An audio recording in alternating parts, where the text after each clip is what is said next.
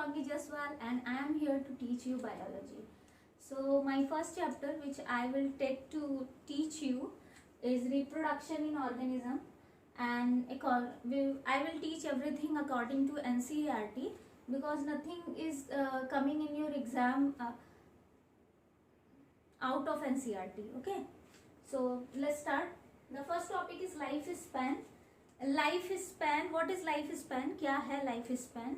Life span के बारे में बात करते हैं। सबसे पहले हम ये जानेंगे कि लाइफ स्पैन क्या है। तो किसी भी चीज को जानने से अच्छा है कि हम जो उसका वर्ड है उस पर फोकस करें। तो लाइफ स्पैन, स्पैन का मतलब होता है कोई टाइम ड्यूरेशन या टाइम पीरियड। लाइफ मतलब जीवन, और जीवन उसी का होता है जो लिविंग होता है। ठीक, सो लाइफ यानी कि जो हमारा ये टाइम चल रहा है, जो हम जी रहे हैं, जब तक हम लिविंग है तब तक हम लाइफ है, हमारी लाइफ है, हम लिविंग है। स्पैन टाइम पीरियड, मतलब कि एक्चुअल में अगर हम वर्ड से मीनिंग निकाले तो इसका मतलब ये हुआ कि आप जितने टाइम पीरियड तक जिंदा रहते हैं यही होगा। तो अब हम कब से जिंदा रहना शुरू, हमें लाइफ कब से मिलती है? लाइफ हमें तब मिलती है जब हमारी बर्थ होती है। ऑब्वियस ही बात है, जैसे ही हमारी बर्थ हो जाती है हमें लाइफ मिल जाती है, हम एक इंडिविजुअल हो जाते हैं, अपना खुद का फूड, अपने सारे लिविंग प्रोसेस हम परफॉर्म करते हैं। Everything, excretion, digestion, respiration, all the living process. And हमारी लाइफ खत्म कब होती है? जब हमारी डेथ हो जाती है। क्या डेथ होने के बाद कोई रेस्पायर करता है? क्या डेथ होने के बाद किसी का डाइजेशन होता है फूड का, या हार्ट पंप करता है, या ब्रेन चलता है, सिग्नलिंग मिलती है कि मरे हुए इंसान को आप एक हथौड़ा मार दो तो वो चिल्ला ये हो गया मेरे साथ? ऐसा तो नहीं होता ना। तो बेसिक चीज ये है कि लाइफ स्पैन है, अगर हम एक सिंपल डेफिनेशन लें तो लाइफ स्पैन एक पर्टिकुलर ऑर्गेनिज्म जब वो जन्म लेता है और जब उसकी मृत्यु होती है, जन्म से लेके मृत्यु तक, जब वो जन्म लेता है और जब तक उसकी मृत्यु नहीं होती, यानी जिस दिन उसकी मृत्यु हो जाती है उस पल तक, वो जो टाइम पीरियड होता है वो उस ऑर्गेनिज्म का लाइफ स्पैन होता है। इतनी बात क्लियर है? Life span, so life span is a time period. ये पर्टिकुलर ऑर्गेनिज्म जिसने बर्थ लिया और इस पर्टिकुलर ऑर्गेनिज्म की डेथ आज हो गई ना। मान लो ह्यूमंस की अगर बात करें तो कोई बच्चा है, आज पैदा हुआ, आज उसकी बर्थ डेट है, इस टाइम पे पैदा हुआ और इतने पर्टिकुलर बड़ा हुआ, पूरी लाइफ उसने जी और एक टाइम पे मर गया वो। ठीक है, अब इस मरने की भी दो बात आती है, लिखा है डेफिनेशन में, आप देखते होगे तो बर्थ टू नेचुरल डेथ। क्या बात बोली जा रही है? नेचुरल डेथ, यानी the time period from birth to natural death of an organism. Natural death क्या है? क्या नॉर्मल डेथ से अलग होती है? नेचुरल डेथ का मतलब सिर्फ इतना है कि किसी भी ऑर्गेनिज्म, कोई भी लिविंग ऑर्गेनिज्म है, अगर वो मरता है तो अपने से नेचुरली मरे। अब नेचुरली न मरने को हम कैसे, जैसे कि आप नेचुरल न मरने को किसको कहते हैं? जैसे कि कोई गया, कोई रास्ते में जा रहा है कोई पर्सन और उसकी एक्सीडेंट हो जाए, वो मात्र अभी 25 साल का है। ठीक है, कोई भी पर्सन है, मान लो उस पर्सन का नाम है बी। ठीक है, ये कोई बी पर्सन है और इस बी पर्सन बाइक से जा रहा था, रास्ते में टक्कर मार दी ट्रक ने और बेचारे की बी की डेथ हो गई। ठीक, बी कितने साल का था? सिर्फ 25 ईयर्स था। B is a Homo sapiens, मतलब वो एक ह्यूमन है। और अगर आप बात करते हो तो क्या आप जानते हो ह्यूमन क्या 25 साल तक ये सब जीते हैं? ऐसा तो है नहीं। इट मीन्स कि एक्चुअल में उसकी लाइफ डेथ जो हुई है वो नेचुरल नहीं थी, वो एक एक्सीडेंट की वजह से हुई। नेचुरली डेथ कब होती? जब वो अपनी जिंदगी अच्छे से जीता, आराम से खाता पीता, और एक टाइम जब उसकी बॉडी ओल्ड एज में चली जाती है और धीरे धीरे टिश्यूज जो है वो प्रॉपरली वर्क करना बंद कर देते, या धीरे धीरे स्लो डाउन हो जाता है उनका प्रोसेस, और फिर हमें पता चलता है कि अब हम वर्क, आप देखते होंगे बहुत सारे लोगों के घर में दादा दादी बूढ़े लोग होंगे, ओल्ड पीपल होंगे ना, तो आप देखते होंगे कि उनका स्किन जो होता है वो लूज हो जाता है। वो क्यों हो जाता है? क्योंकि जो सेल्स की जो बर्थ रेट है वो कम हो जाती है और उनकी जो डेथ रेट है वो ज़्यादा हो जाती है। यानी जितने ज़्यादा सेल मरते हैं उनको रिकवर करने के लिए उतने सेल बन नहीं पाते, बल्कि उससे कम बनते हैं। जबकि हमारे एज में क्या होता है, हमारे साथ ऐसा नहीं होता, हमारे साथ जस्ट उल्टा होता है। डेथ रेट कम है और बर्थ रेट बहुत ज़्यादा है, सेल्स की नए सेल्स बहुत ज़्यादा बनते हैं, हमारा इम्यून सिस्टम, बाकी सारी चीज़ें बहुत अच्छी प्रॉपर तरीके से चलते हैं। लेकिन एक टाइम के बाद क्या होता है, कोई जैसे हम लोग कोई सामान खरीदते हैं ना कि कोई मशीन शुरू में बड़ा अच्छा चलती है, धीरे धीरे एक टाइम के बाद फिर धीरे धीरे उसका काम जो है स्लो डाउन होने लगता है ना, लॉन्ग टाइम तक सेम एज होता है। तो इस तरीके से अगर कोई ऑर्गेनिज्म नेचुरली एक टाइम के बाद सेल की कैपेसिटी धीरे धीरे लॉस होती जा रही है और वो एक टाइम के बाद, एक ड्यूरेशन के बाद नेचुरली अपने आप नेचर के यानी कि एक प्रॉपर तरीके से डेथ होती है, तो उसको हम नेचुरल डेथ करेंगे। लेकिन उस बी की एक्सीडेंट हो गया, बी के अब 25 ईयर्स में मर सकता था, वो एक होमो सैपियंस था, ऐसा नहीं है, वो और भी ज्यादा जी सकता था। 90s 800 ईयर्स तक भी लोग जीते हैं। वो डिपेंड करता है कि आप कैसा अपना डाइट रखते हो, एक्सरसाइज करते हो कि नहीं, या बाकी सारी चीजों पर। सो लाइफ स्पैन बेसिकली ये कहता है कि किसी भी ऑर्गेनिज्म की जब बर्थ होती है और जब उसकी नेचुरल डेथ होती है, उस टाइम पीरियड को हम लाइफ स्पैन कहते हैं। अब एनसीईआरटी में बहुत सारे ऑर्गेनिज्म की लाइफ स्पैन दी हुई है, तो उसको हम डिस्कस करेंगे, लेकिन उससे पहले एक और बात समझ लीजिए। अब जैसे कि एनसीईआरटी में जो दिया है उसमें लिखा है approximate life span of some organism. Approximate मतलब है कि आप जानते हो एक बीच का मतलब एक आइडिया लगा कि इतने से इतने साल तक जिएगा। क्या आप बोल सकते हो कि सारे ह्यूमन जो है नेचुरली 100 साल तक ही जीते, 100 साल 100 ईयर होने पे सब मर जाते हैं? ऐसा तो है नहीं। ह्यूमंस की अलग अलग रेस है, अफ्रीकन है, अमेरिकन है, जापानीज हैं, इंडियंस हैं, डिफरेंट कंट्रीज में आप देखोगे तो चेहरे से ही बता दोगे अरे ये तो चाइना का है, ये जापान का है, ये अमेरिकन है, ये रशियन है, अफ्रीकन है ना। सो अगर हम अप्रोक्सीमेट, तो हम अप्रोक्सीमेट क्यों लेके चलते हैं? क्योंकि हर पर्टिकुलर अगर एक स्पीसीज की भी बात करें तो उसमें भी डिफरेंट इंडिविजुअल की जो लाइफ होती है, उनके डेथ का जो सिनेरियो होता है वो डिफरेंट होता है। कई सारे लोग नेचुरली ही डेथ करते हैं, लेकिन वो 90s के प्लस भी चले आते हैं। कुछ लोग नेचुरली डेथ करते हैं लेकिन 80s के रेशियो में ही डेथ कर जाते हैं। सो ये नेचुरल डेथ है, ऐसा नहीं कि कोई डिजीज या कुछ भी हुआ है, नेचुरली डेथ की है, लेकिन एक पर्टिकुलर नहीं है कि इसी एज में ही मरेंगे। इस वजह से हम इसको अप्रोक्सीमेट लेके चलते हैं। सबसे पहले हम बात करेंगे एलिफेंट की। अच्छा, एक और एग्जांपल यहाँ से भी हम देख सकते हैं अप्रोक्सीमेट लाइफ स्पैन क्यों कहा जा रहा है। अगर एलिफेंट्स की बात करो तो एलिफेंट्स बेसिकली दो जगह पाए जाते हैं, एशियन एलिफेंट्स एंड अफ्रीकन, दोनों ही फेमस है। अफ्रीका में भी एलिफेंट्स पाए जाते हैं, एशिया में भी पाए जाते हैं। अगर आप कंपेयर करोगे एशियन एलिफेंट्स की, तो एशियन एलिफेंट्स की जो लाइफ स्पैन होती है वो in comparison to African elephants, उनकी लाइफ स्पैन से थोड़ी सी कम होती है, जबकि अफ्रीकन लाइफ जो एलिफेंट्स होते हैं उनकी लाइफ स्पैन ज्यादा होती है। तो हम यहाँ एक सिनेरियो, एक रेशियो लेके चलते हैं, एक यहाँ से यहाँ तक का बीच का एक एवरेज लेके चलते हैं। सो एलिफेंट की जो लाइफ स्पैन होती है वो 60 to 70 ईयर्स होती है। नेक्स्ट बात करते हैं रोज की, 5 to 7 years. Dog 25 to 30 years. Dog तो सबके यहाँ लगभग पेट होंगे ही, आसपास देखते ही हो आप लोग। Butterfly 1 to 2 weeks. Crow 15 years. Banana tree 25 years. Cow 20 to 25 years. Next is parrot 140 years. Crocodile 60 years. Horse 60 years. Fruit fly 1 to 2 weeks. Rice plant 3 to 4 months। Tortoise 100 to 150 years. Banyan tree 200 to 300 years.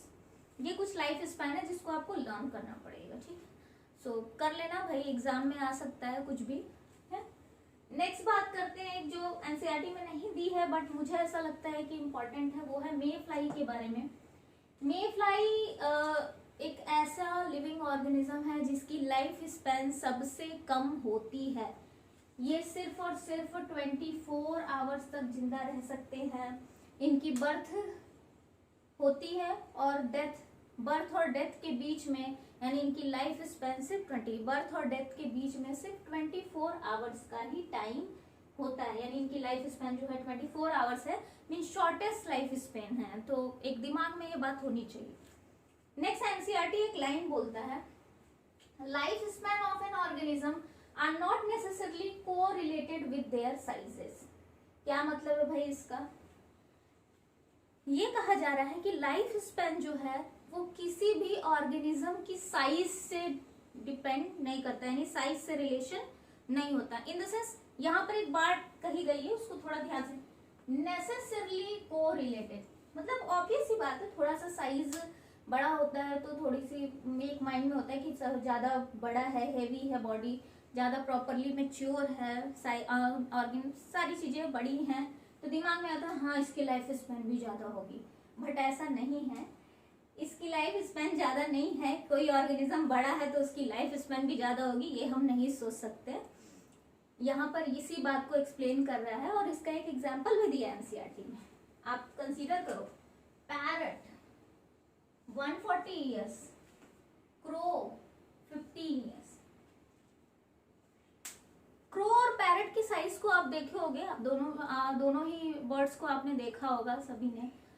Parrot और crow की size को अगर देखें तो normally same size तो नहीं कह सकते, बट बहुत ज्यादा डिफरेंस नहीं होता है ना। ओके मतलब बहुत ज्यादा नहीं कि पैरट बहुत बड़ा है और क्रो बहुत साइज में छोटा है। दोनों की जो साइज है वो लगभग एक में बोलते हैं कि ये थोड़ा बहुत डिफरेंस या इक्वल साइज हम मान सकते हैं। लेकिन इनकी लाइफ स्पैन देखिए, क्रो 15 ईयर्स, पैरट 140 ईयर्स, कुछ ज्यादा ही डिफरेंस नहीं दिख रहा है। इसी बात को एनसीईआरटी बोल रहा है, life span of an organism are not necessarily correlated with their size. किसी भी पर्टिकुलर ऑर्गेनिज्म का, किसी भी पर्टिकुलर लिविंग ऑर्गेनिज्म का जो लाइफ स्पैन होता है वो उसकी साइज पर डिपेंड नहीं करता, वो उसकी साइज से रिलेट नहीं करता।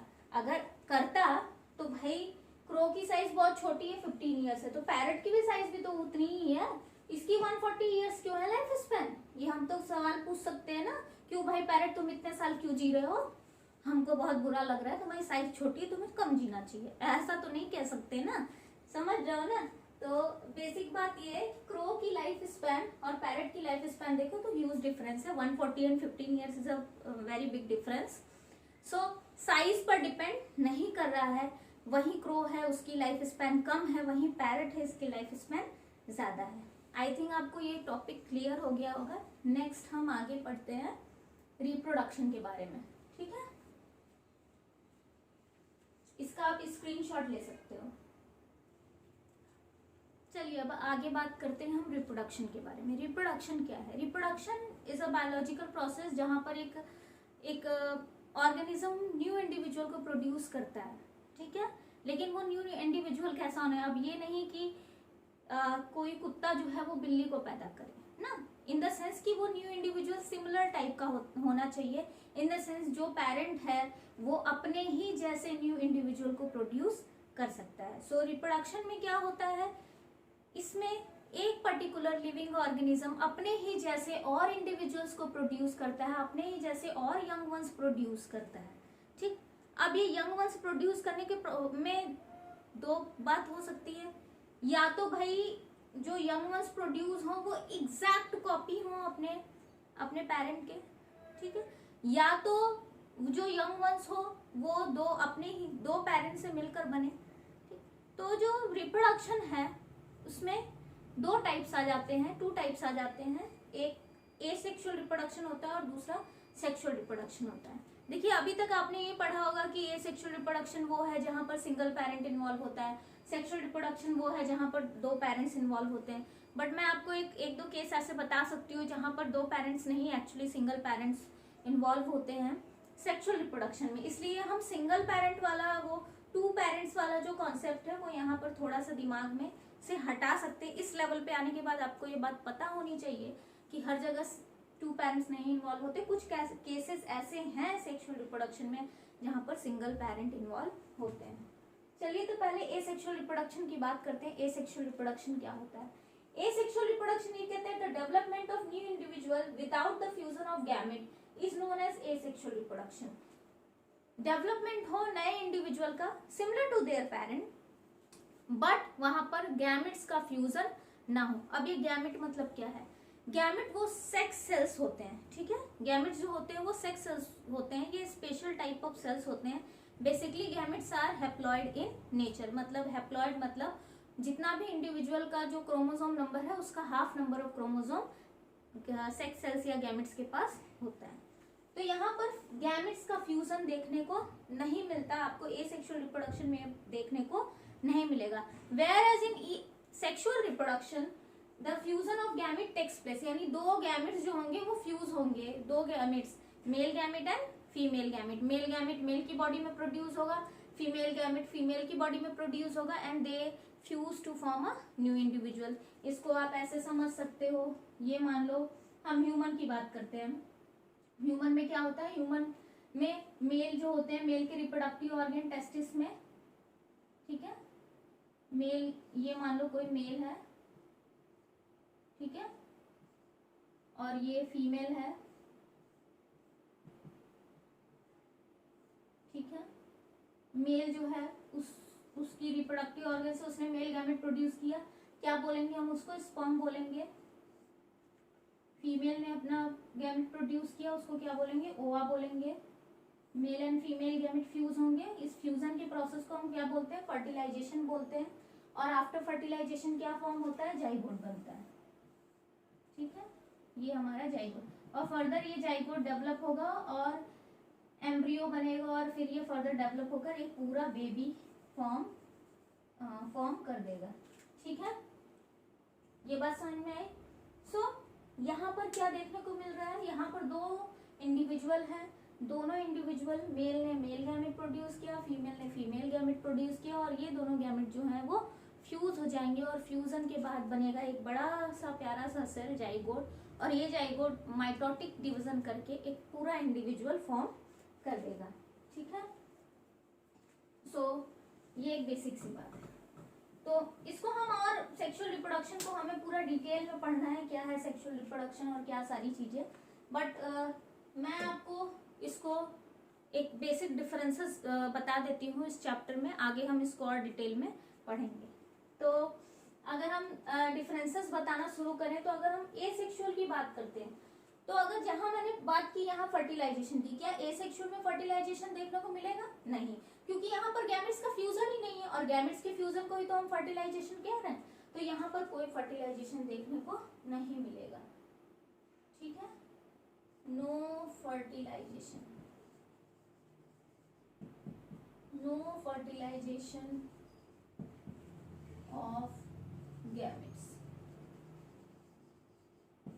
हियर फर्टिलाइजेशन टेक्स प्लेस, ठीक है। सो यहाँ लिख सकते हैं हम फर्टिलाइजेशन ऑफ गैमेट्स, ठीक। नेक्स्ट बात करेंगे, यहाँ पर न्यू इंडिविजुअल फ्यूजन नहीं है गैमेट्स का, सिर्फ सिंगल पैरेंट इन्वॉल्व होता है, ठीक है। तो यहाँ पर हम लिखेंगे सिंगल पैरेंट इन्वॉल्व। जबकि हम बात करेंगे सेक्सुअल में, तो अभी देखा कि दो पेरेंट्स का होना जरूरी है, लेकिन मैंने आपसे इसके पहले ये बात भी बोला कि कुछ ऐसे केसेस हैं जहां पर दो पेरेंट्स नहीं, सिर्फ सिंगल पेरेंट ही इन्वॉल्व होता है, जैसे कि आपको ये प्लांट में देखने को बहुत ज्यादा मिलेगा। प्लांट में आपने देखा होगा, 10th में भी पढ़ा होगा कि प्लांट जो है, बहुत सारे ऐसे प्लांट हैं जो बाइसेक्सुअल फ्लावर प्रोड्यूस करते हैं।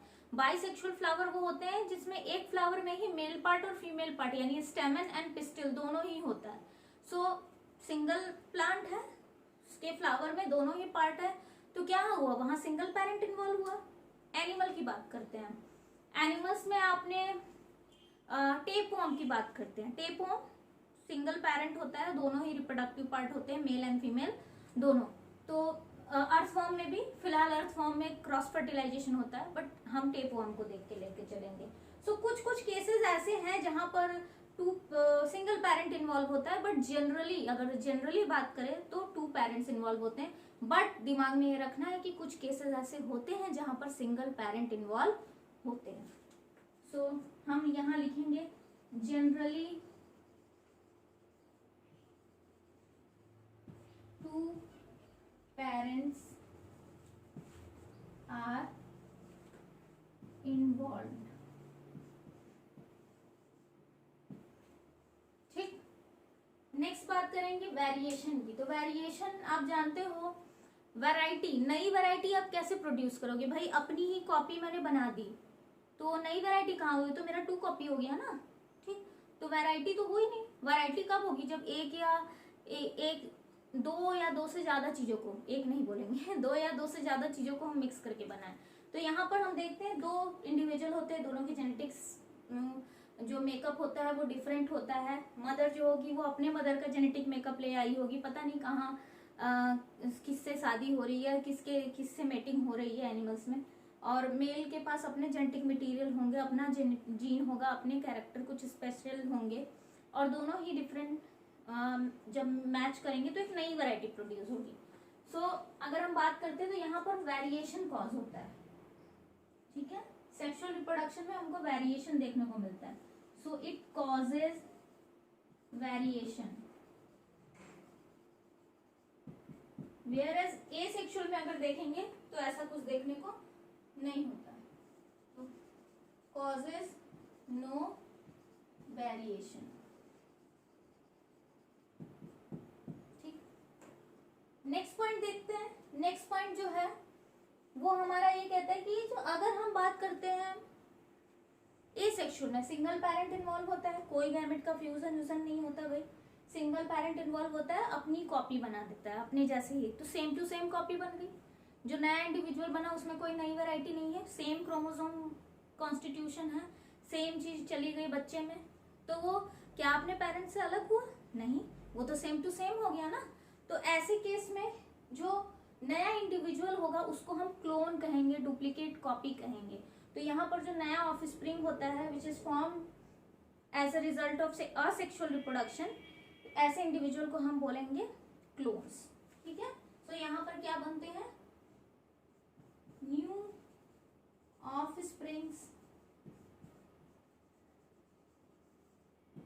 Are clone to its parent, ठीक।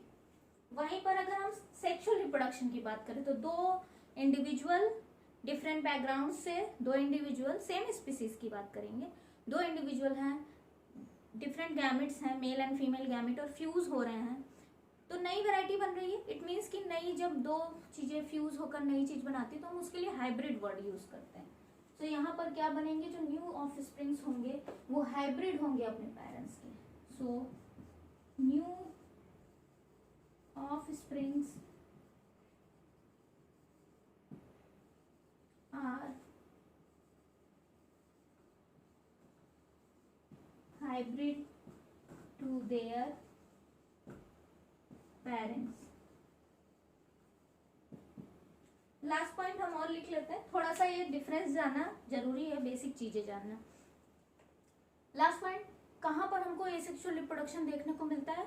तो जनरली हमको लोअर प्लांट्स एंड एनिमल्स में एसेक्सुअल रिप्रोडक्शन देखने को मिलता है, वेयर सेक्सुअल रिप्रोडक्शन हमको लोअर टू हायर सब में देखने को मिलता है। तो एक कॉमन है प्लांट एनिमल में, बैक्टीरिया वगैरह में आपको कम देख, मतलब होता तो है बट हम एक्चुअली उसको ट्रू सेक्सुअल रिप्रोडक्शन नहीं कहेंगे। सो एसेक्सुअल रिप्रोडक्शन कहाँ पर देखने को मिलता है? Common only in lower plants and animals, whereas sexual common in plants and animals। Lower plant animal क्या? ये आपको बैक्टीरिया वगैरह में लोअर ऑर्गेनिज्म हम कह सकते हैं, ठीक है। या हम बैक्टीरिया भी लिख सकते हो आप, यहाँ पर बैक्टीरिया में भी देखने को मिलता है, ठीक है। प्रोटोजोन्स में भी देखने को मिलता है, ठीक। ये एक दिमाग में बात होनी, तो ये एक बेसिक बात थी रिप्रोडक्शन के बारे में। बाकी तो हम इसको एसेक्सुअल नेक्स्ट वीडियो में हम एसेक्सुअल रिप्रोडक्शन के टाइप्स को पढ़ेंगे डिटेल में, और हम अच्छे से पढ़ेंगे इसको ताकि हमारे दिमाग में वो बैठ जाए और इजी तरीके से आप कभी ना भूलें। सो आप इसका स्क्रीनशॉट ले सकते हो।